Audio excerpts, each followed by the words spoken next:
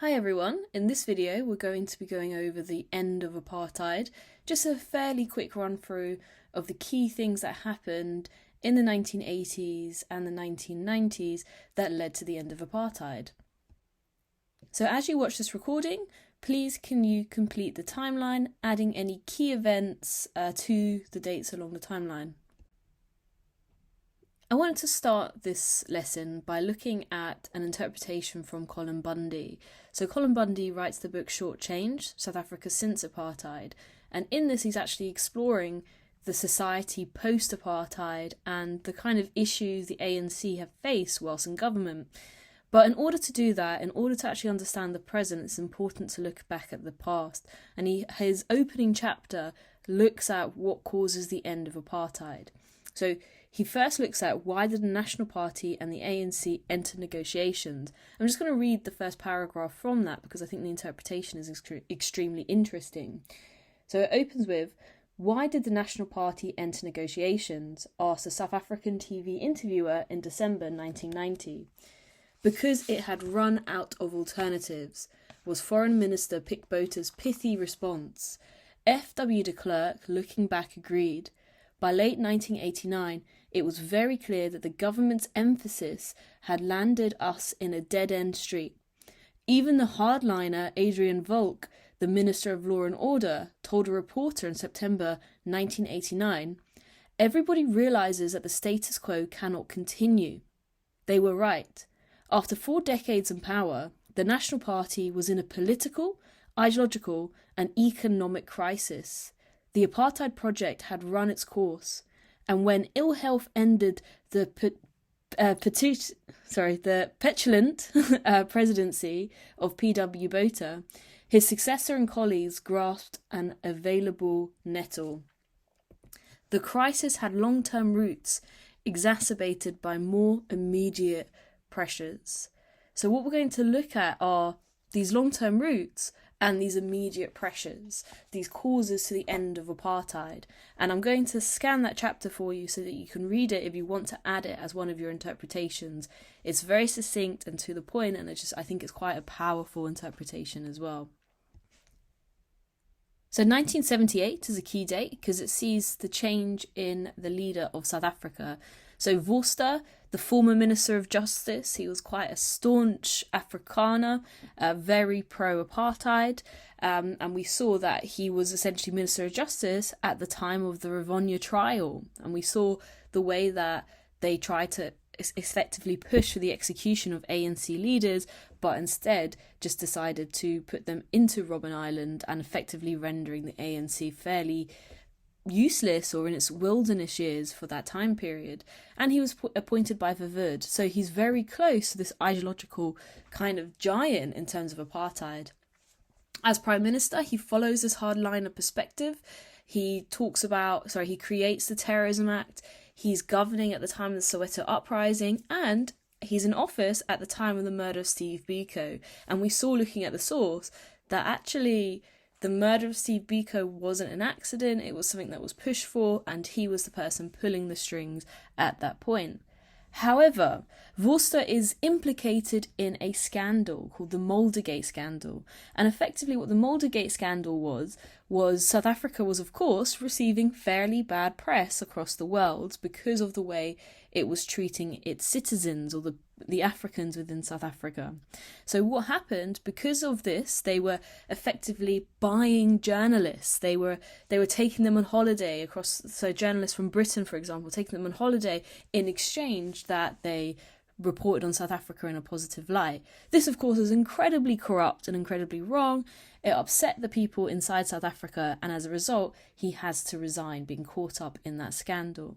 So he becomes kind of the ceremonial president instead, but he is actually forced to give that one up 8 months later too. So Vorster kind of resigns in disgrace, and he's replaced by a guy called Botha. So Botha is a very interesting figure. He's also pro-Afrikaner, right? He's a very staunch Afrikaner man. He's elected in Parliament in 1948 for the first time. So he's one of the kind of early kind of architects of apartheid in that sense. He's very much against majority rule, where everybody has an equal vote in South Africa, and he opposes communism too. And up until his death in 2006, he opposed egalitarian democracy. So that's where every single person has a vote and everybody is equal in their vote. Instead, he supported a confederate system based upon the principles of separate development. So right up to his dying breath, he is anti the agreement that is agreed in the 1990s. But regardless of the position of the leader of South Africa, the world just does continue to spin. And one of the key things that happens is in April 1980, continuing this wave of decolonization in Southern Africa, Zimbabwe wins its independence and self-determination is established in Zimbabwe. So this is quite important because guerrilla forces were gaining success in Namibia nearby. ANC guerrillas gained traction in South Africa because now they have a base to jump off of. So we saw Angola and Mozambique was a major win, but here is kind of the last state of white rule effectively wiped out. So the South African government attempts again to undermine these revolutions as they did in the 1970s, but it's becoming increasingly expensive. And because it's becoming increasingly expensive, they're relying more and more on foreign investment and loans since the 1970s. So they're not able to kind of prop up and maintain their economy in isolation. They're increasingly reliant on the powers of, the finances of other countries. So in the context of these shifting powers globally, there has to be some sort of reform of apartheid. And Botha attempts this in August 1983 with the tricameral parliament. So the UK has a bicameral parliament where effectively we have the House of Commons and the House of Lords. They attempted the tri, which is essentially 3 parts. So you would have the coloureds and Indians would be partially enfranchised with this, and there would be a House Assembly. So the House Assembly would have 178 members, and that would be reserved for whites. So one element of this tri, this 3, is a House Assembly for white members, 178. Then you'd have a House of Representatives, that's the second part of it, which would have 85 members, reserved for coloureds. Okay, interesting figures so far. And then you'd have a House of Delegates. So that would be 45 members reserved for Indians. So, I mean, just looking at this in straight away, you can see there's a very clear divide in the amount of representation there. And I think this cartoon represents it quite well. I couldn't actually find a better image of it, but I think it's just a great image. And we see that the whites have effectively the biggest part of this. So it is kind of a reform, but notably disproportionate representation. And if you look to the left, you can see Africans looking at this kind of new house, and looking at this new house, they're not involved in it. So it's a reform, but a reform that still leaves out Africans, and we see that continual reservation to give Africans rights inside South Africa. So in line with these petty reforms, we see a rise in global civil society, but we also see a rise in civil society inside South Africa as well. So the United Democratic Front is founded in 1983, and it is a perfect example of civil society because it's about different groups coming together for one aim, which is to remove apartheid. So their slogan, the UDF unites and apartheid divides. So it's got 400 workers, church, civic and student organisations. So it's not just limited to workers, it's not just limited to the ANC, but actually involves different parts of society. So schools, churches, social clubs, as well as workers as well. It's also non-racial and it adopts the Freedom Charter. So we can see that kind of legacy of the ANC, although historians disagree in the sense of, is it a continuation of the ANC or is it the next stage of the ANC? They successfully organised a boycott of the tricameral parliament, So it was absolutely fantastic when you think that this is the first time in a generation that Indians and coloureds had the right to vote in South Africa. So many of them might have wanted to take up that opportunity to vote. But the UDF, successful organisation, saw that people didn't vote. They exposed the tricameral parliament for the false reforms that they were, and told people if they voted in line with it, it would give the tricameral parliament legitimacy and make actual change nearly impossible. Because if they have that international credibility and this idea that slow reforms are enough, then it would be harder to make any meaningful change to overthrow apartheid. And the result was that only 16% of Indians and coloureds turned out to vote. So it doesn't have a mandate. Botha is then under increasing pressures to reform by the international community or the international order, and in August 1985 he says the Rubicon speech. So this is probably the most anticipated speech of the late 20th century, the Rubicon speech. And Rubicon is effectively a term, it's a drink obviously, which I'm sure you're aware of, but as a term it's effectively, once you've crossed the Rubicon, there's no kind of turning back. It marks a seismic change in society. So he's expected to announce further political reforms, and he's expected to release Mandela in this speech. And over 200 million people around the world tune in and listen to this speech. People are extremely excited, but in typical apartheid fashion, they're extremely disappointed. There is effectively, he digs deeper on apartheid, he defends his position, and he effectively says, we will do what we want. We're not listening to some international order. It's up to us how we rule our own country. So there's further isolation. The rand actually falls as a result of this. So the economy is really struggling. We've actually seen that recently with Liz Truss's reforms. And the economy shrinks. So they're already spending sizable amounts trying to suppress genuine legitimate revolutions around Southern Africa. They're spending copious amounts trying to keep order within South Africa, and now their economy is struggling because of this awful speech that Botha makes. And the second part of Botha's reform, so first we saw that kind of political form, but part of his total strategy was also about a state of emergency. So they're struggling effectively to maintain control in South Africa, so the state gets more powerful and it becomes actually more increasingly a police state.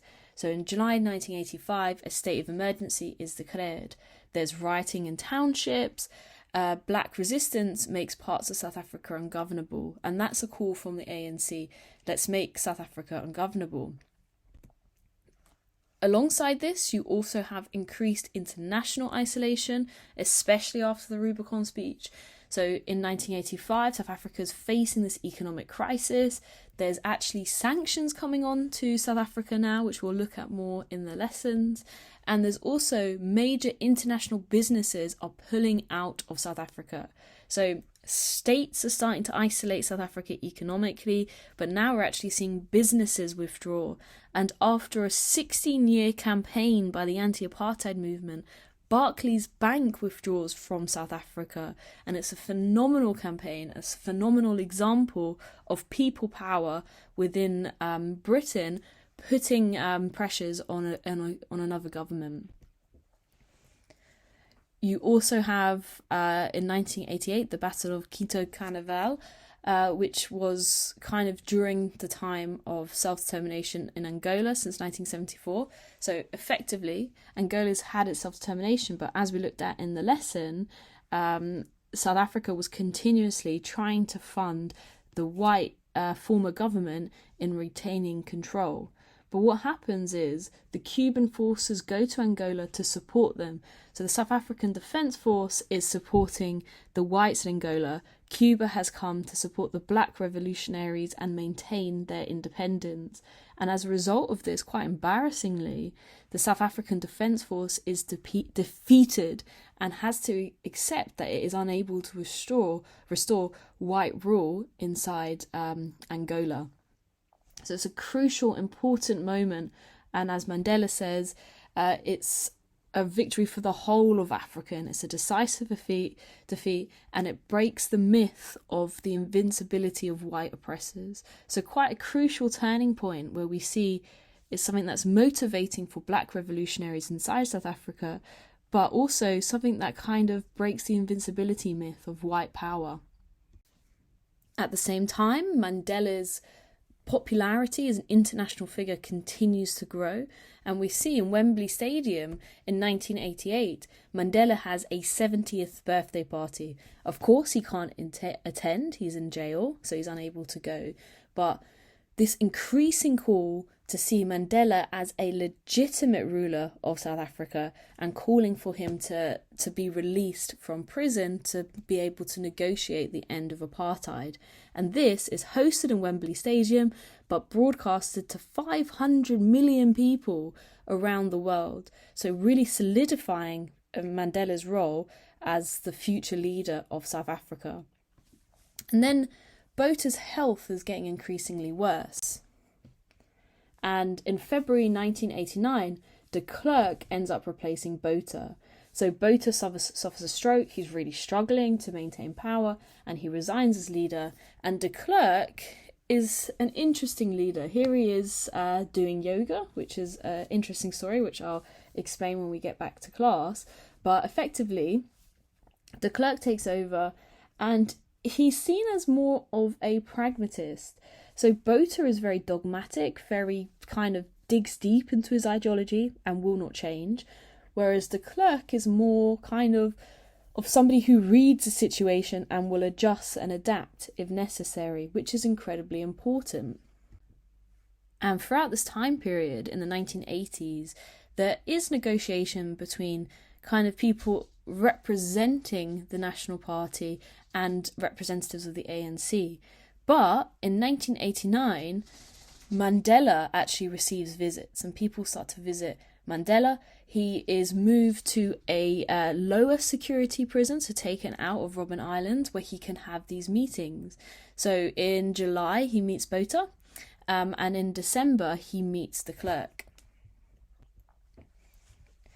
And of course, this is one of the most iconic moments of the 20th century, this image here of Nelson and Winnie Mandela together as Mandela is released from prison. So in 1990, the ANC, the Communist Party and the PAC are unbanned. So the Unlawful Organisations Act of 1960 and the Suppression Against Communism Act of the 1950s are revoked. So anybody who was arrested for their involvement in these areas are effectively released from prison.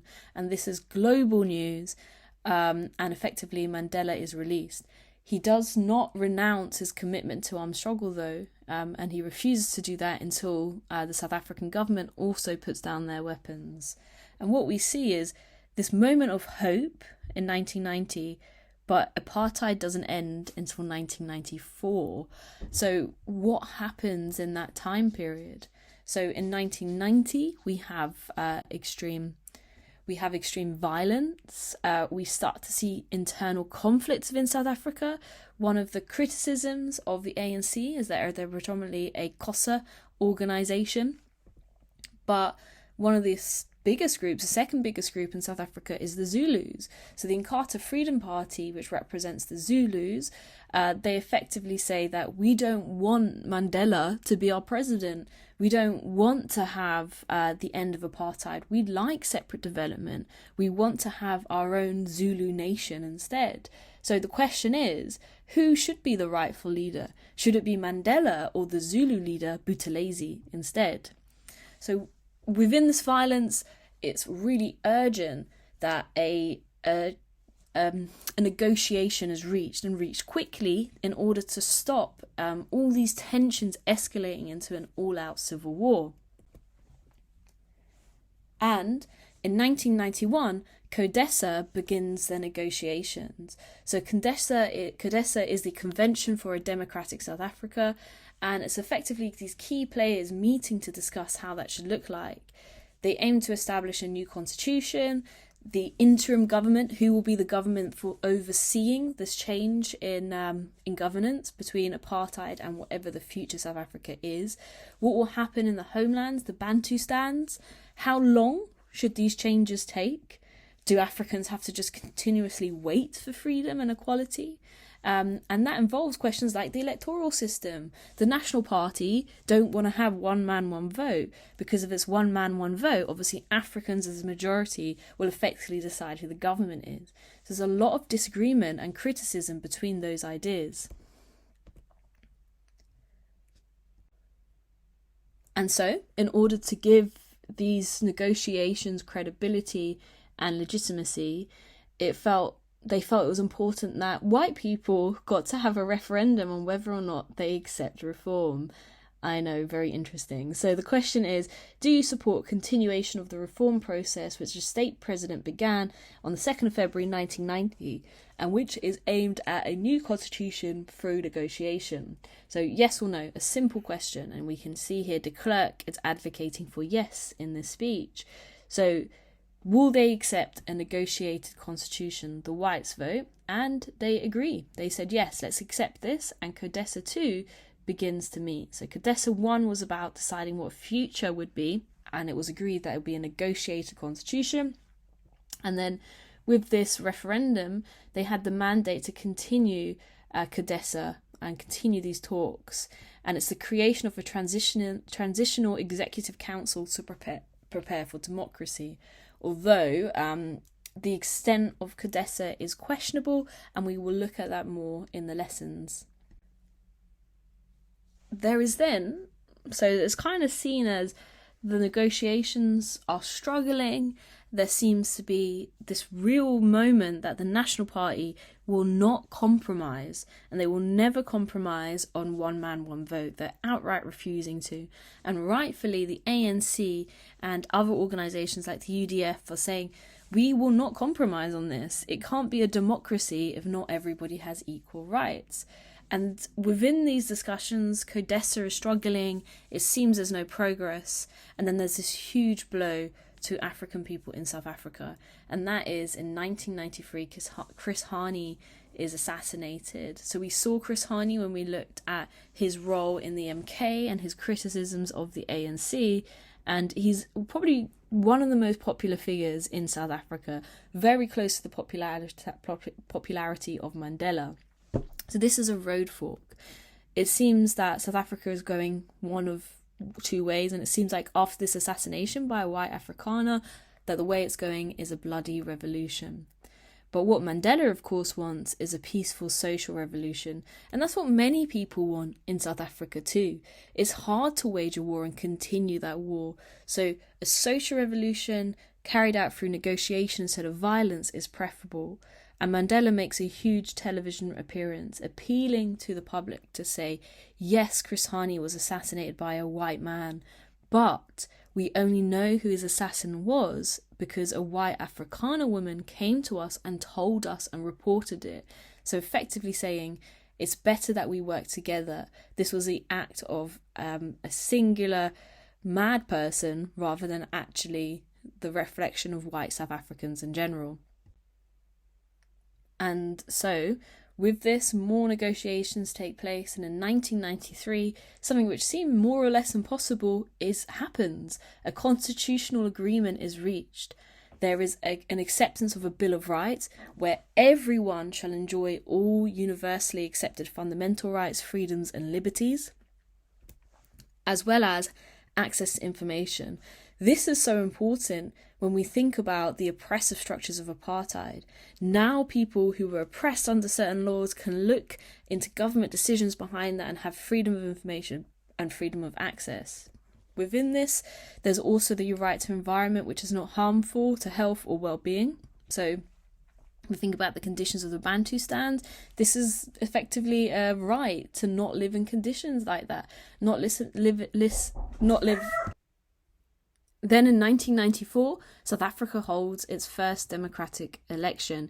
This is a major success for the ANC because it's based on one person, one vote. So we can see this image here, which is the queues, the lines of people coming to vote. It was huge, people voting for the first time in their lives. And of course, with this comes a victory for the ANC. So Mandela becomes the first president of South Africa. But the agreement is that there's going to be power sharing.